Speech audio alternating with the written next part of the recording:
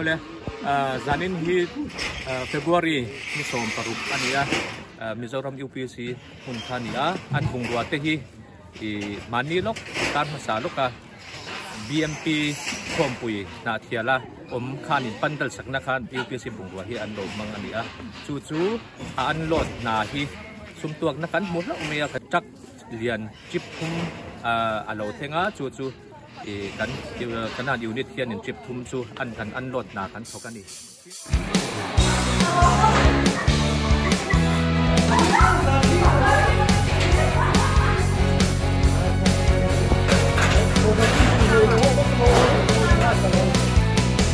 GKP, Chalai Christian Paul, GKP, Chalai Christian Paul, Kala Lalparang Ta,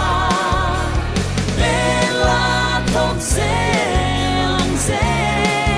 Zamavi, O Kal Selang Se, Kristale Ocean Ta, Kan Tok Selang.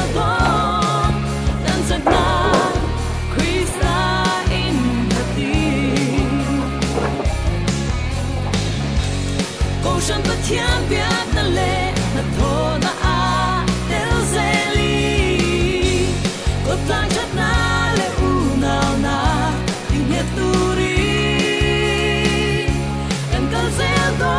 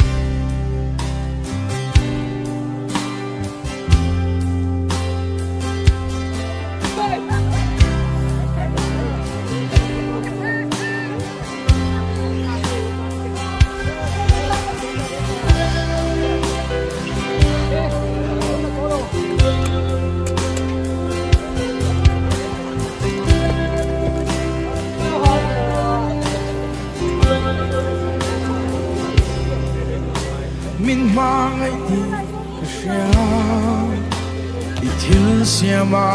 alam kalele ka du zo kamoy ti zong berle ka thilung sung ril ber lo chini kut suak tem min mangayan chilfia eng po mai ya min mangay ti a chilfia Misual berhi nangin min mangaya kata minhu kita kaluti kasya lalba kapalong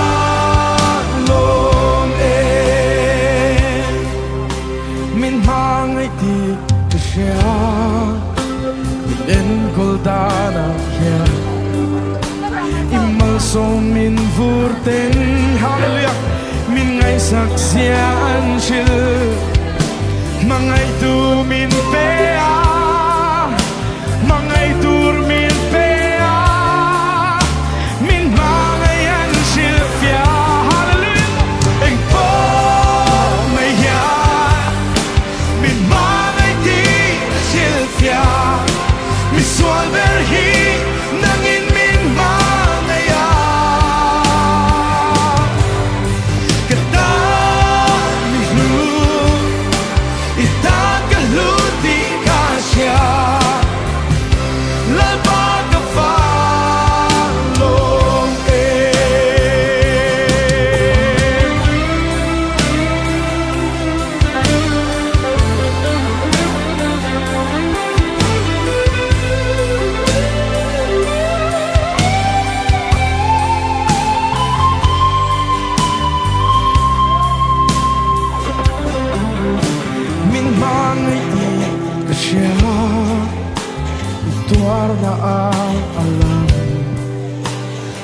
Sian fa pa meu kha